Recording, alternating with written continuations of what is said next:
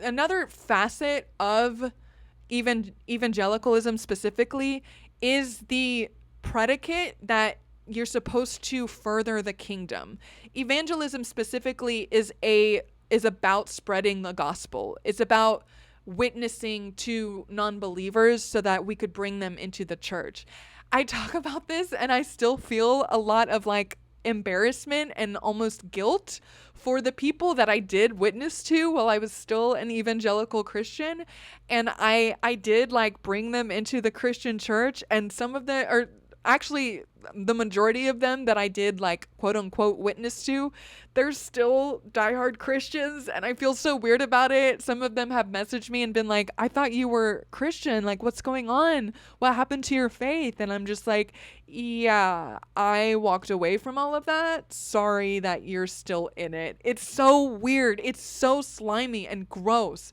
And you're prepped for this from middle school. From middle school. You're prepped to start evangelizing, to spread the good word. You're going on missions trips, which is really, in my education now, I understand that Christian missionary trips to what are referred to as third world countries is just another arm of Western imperialism through the lens of this supposed humanitarian lens. And I'm not saying like these teenagers were intentionally trying to spread colonialism. They didn't know any better. They were kids. But the reality is, it's the arm of imperialism. This is empire. This is this is empire. Hello, welcome to it. The Christian and evangelical church is a huge tool of empire, a huge tool. And it's crazy. You got training on how to evangelize and witness to people and resist secular culture and find a godly spouse. And all of it just reinforced each other to the point to where when I went to a secular public university outside of the state that I grew up in, I was not trained at all. I had no concept of how to navigate the real world. No one taught me about a FAFSA or, student loans. No one taught me how to get a normal job. No one taught me how to navigate people who didn't think like me other than to just evangelize. That is not a healthy way to move through life. It was totally counterintuitive. It was totally counterproductive. And hand in hand with that was this idea of like grooming teenagers to become future leaders of the church itself. Okay? There were special programs and classes and youth groups for students who were called to leadership, if you will, where you were essentially trained to become pastors, missionaries, or church staff. It was this kind of like unspoken social hierarchy of some of the students I went to school with who were kind of like taken under the wing of other leaders in the church, other teachers and youth pastors and stuff. And it was grooming. And this is why I think a lot of men look to the easily understood hierarchy of organized religion in that sense, because they are conditioned to value hierarchy.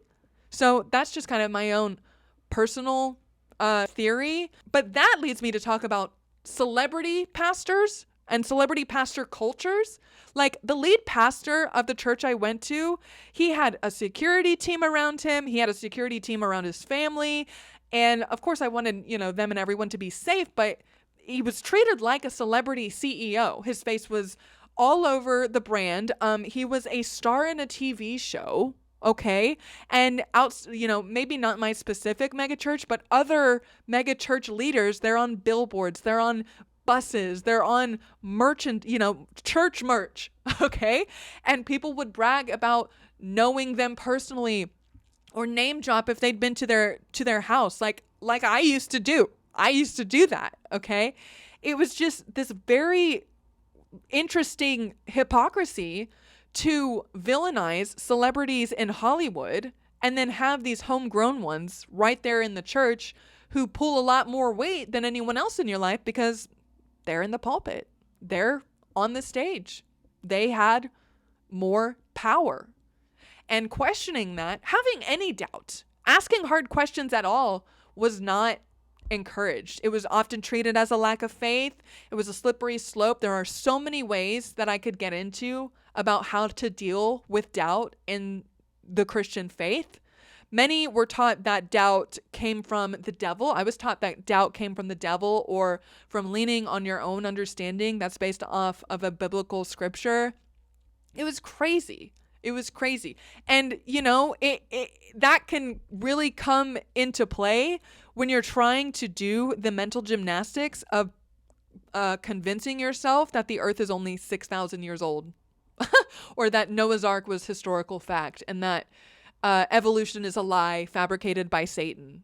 Like, questioning any of that felt like questioning your way of life. And it's so difficult. And again, I want to have empathy for people who are still in that environment, because all of the things that I just listed, that's a hell of a way to live. It was so, there were the cognitive dissonance, the mental gymnastics, the fear-based mentality of living in a way that makes you think that you're inherently sinful and that you need to be saved by a Jesus figure. It's so unhealthy. It breaks my heart that people still live like that. And unfortunately, and here's where I might get a lot of pushback from atheists or non-religious people. I do think that there are some good things that was evident or that was part of this environment growing up. One thing was the value of finding my own life purpose. Now, at the time, I thought that my purpose in life was divinely inspired. I mean, because you were taught that your life mattered, that you were called to something bigger than yourself. I think that concept can be very healthy if you word it a little bit differently, because the idea of like floating through life meaninglessly is not as inspiring for being a good person, first of all, but just living your best self. Having a mission, having an intention, having a destiny embedded in you is, I think it's a step in the right direction of what I would consider healthy. Healthier than that, of course, is that after deconstructing, first of all, it's hard to let go of feeling like your life matters because someone in the sky said it does. But the reality is, as much as it's hard to let go of that and accept the fact that the understanding that, yes, the universe is inherently meaningless, but that means we get to decide how and why our life has purpose. Once you get over that hump, you kind of revert back to, oh, this is what it is like when I'm not going through existential anxiety. Once I get through the fact that I understand I'm creating my own life purpose, I'm creating my own life meaning, once I can accept that and live and embody that, then I'm back to how I was trained to live, which is that I exist connected to something greater than myself. I think that is a beneficial aspect. Again, once you deconstruct and kind of come full circle. Another one, and this is probably the biggest one, the biggest benefit of growing up in that environment is I was socialized. Community and belonging are inherent to a healthy communal group of humans and also the individual. There's nothing like walking into a room and instantly knowing everyone in there or the majority of people in there, or even more, affirming is when people know you. People remember your name. They pray for you. They cheered for your milestones. And even if it's, conditional based on faith, based on your adherence to the Christian faith, that early training in belonging, in navigating social circles is something that many people miss in their entire lives, and something that many people who have walked away from the faith are craving, because we absolutely need to find more secular forms of building community. And that's why I often talk about finding interest-based community building organizations in our own communities. So for myself, I did stand-up comedy for 7 years. It was a great way to meet people. It expanded the public speaking skills that were very important to me. Obviously, I know that stand-up comedy is not everyone's forte, but there are rock climbing groups, running groups, other athletic kind of groups. There are also D&D groups, video game meetups, board game nights. There's something for everyone that does not have to do with religion. And I do try to emphasize how important it is to be connected, to meet people, even if the only thing you have in common is your favorite football team. That is something that I do try to promote on this channel, on this podcast. And speaking of public speaking in stand-up, that's another thing that I would say I benefited from the environment I grew up in, because I was kind of used to, I would lead prayers a lot. I knew how to speak in front of a lot of people. That socialization of having a lot of people that I was familiar with and comfortable with allows me to be comfortable and speak clearly on a stage. And I do want a career in some kind of public speaking. I love public speaking. It's one of my top 5 favorite things. And yes, I do have a full list. But this skill, I think, really sets people apart, professionally and socially. But I really am grateful for that.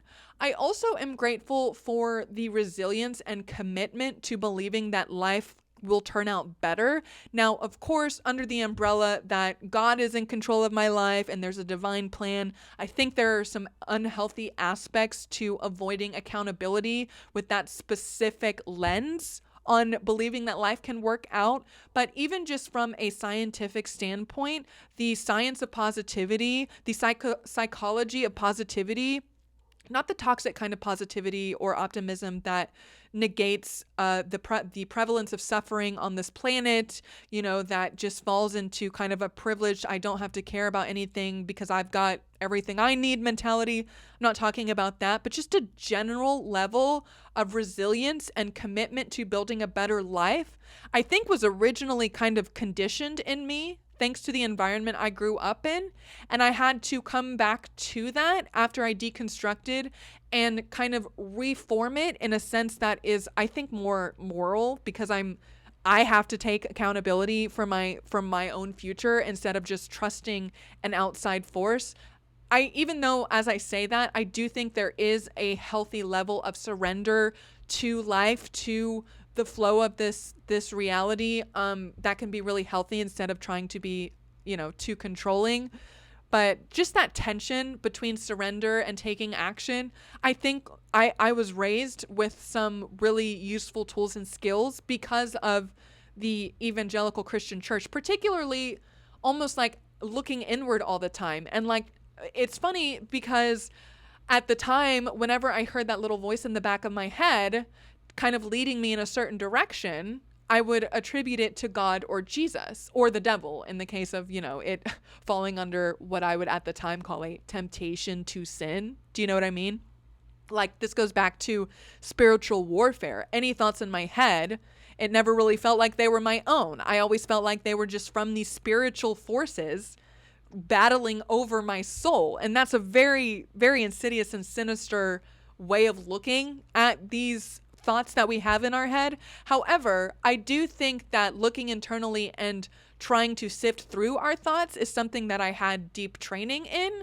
And now that I've deconstructed and kind of come back to some of the balanced equilibrium of looking at the actual processes going on in my psychology, I'm able to see them as, well, simply psychology. And maybe that voice in the back of my head was, I don't know, myself, my subconscious. That's a little bit more grounding. That's a little bit more, I think, moral to teach people is going on instead of making them feel like there are spiritual forces battling for their mind. Like, again, it's not that I think that the way I was raised was super great or accurate about some of these better aspects of the upbringing. It's that they allowed me to now draw from them and I guess not throw the baby out with the bathwater kind of vibes. Because, and now I want to speak directly to people who have deconstructed from the Christian church or are deconstructing. Maybe you still call yourself a Christian in name, but you disagree with a lot of the doctrine. Maybe you consider yourself spiritual but not religious, and you're just kind of trying to find how to build a better life now that you have questioned the way that you thought life was designed and it simply isn't working for you anymore. I get it. I don't want you to feel alone. And I want to challenge us all to preserve the good things we gained from our environment. I think that is so important, because otherwise, if we just focus on that anger and bitterness, I'm not, set aside for a second the rationality or lack thereof, the evangelical Christian church. How does it feel to constantly be angry and bitter? And I'm not shaming you for that, because I've been there. I have lived in so much fear and anger and hatred at the Christian church for feeling lied to, for feeling misled. And that really festered in me, and it didn't allow me to take the good nuggets and build something better that I was more aligned with and more authentic with, okay? The container we were handed in the culture of the church, in the theology of evangelicalism, in the industry of megachurch capitalism environment, like specifically megachurches, there is so much corruption rampant. There's a poison, I think, that is festering now, especially under Donald Trump's United States, okay? Christian mythology is outdated. I think that the Christian institution as a whole is self-serving and ultimately incapable of sustaining the good things it claims to offer. So again, I'm not suggesting that it's okay for anyone to be raised in this environment. I'm just challenging us to take the good, to honor the good parts of ourselves that existed in that environment, the parts of ourselves that were innocent and just trying to listen to our elders and trying to thrive in the very messy, complex world, okay? I want us to hold value for the versions of ourselves who went through all of that. Because you're right, the system was never designed to help you grow into your full, messy, authentic, complicated human version of yourself. It was designed to keep you small and obedient and easily managed. It was designed to keep you staying tethered to it too long. And it only stunts the real vibrant versions of ourselves, of the strengths that you were meant to develop that might have started, this processes of developing those strengths might have started under the umbrella of Christianity, but you can't build a true healthy life on a foundation that was built to collapse the moment you stopped complying, the moment you start questioning. If your entire functioning reality starts to break apart because you start asking too many questions, keep asking those questions. That's what I'm going to tell you. Have the courage to keep going. You deserve a framework, a worldview, a lens of viewing reality that evolves with you. One that welcomes mystery, doubt, change, complexity, the full spectrum of the human experience, without seeing any of these things as like threats to your faith, which is what I promise you the Christian church would prefer you see them as. The system you were raised in, that belief system, could not offer you all of the things you actually need. I know that's a hard-hitting truth, but it was built, I promise you, it is built to perpetuate an adolescence, to perpetuate the stagnancy of questioning and skepticism, okay? But I want us to be able to keep the good parts, okay? And I can tell you I'm going to get a lot of flack for that. I just know I am. But I want us to have the courage to be able to do so anyway. I want us to take the deep habits of reflection and the ability to build community. I want us to take all of that with us so that we can build something new. A container for our meaning and our connection that is resilient, loving, human, and fully our own, fully ourselves, fully authentic. I want that for us. I think you deserve it. I think every single one of you deserves that. You deserve it. And that is going to wrap up what I had to talk about with you guys today. Again, I want to thank you for being here. I am open to more dialogues. I know that it's impossible for any person to be right about everything. I do believe that. I do adhere to that. But if you've stuck with me so far on this journey, as I'm trying to have more conversations about how serious the rise of Christian nationalism is, how serious the brainwashing of evangelical Christianity is, honestly, okay? I want to keep having these conversations. And that is why every single day I live stream and I try and connect with you at 7 a.m. Central Standard Time on either YouTube or Twitch. I multi-stream to both platforms every day at 7 a.m. I would love to see you there. I would love to have these conversations more and more. But in the meantime, if this is the last time you ever see me, I want you to know that I love you. I hear you. You matter. And we can build something better. That's the message. That's the vibe. All right. I love you. Be safe. Make choices. Love yourselves. Love your neighbors. And let's build community. Let's go. Let's grow. I will see you guys soon.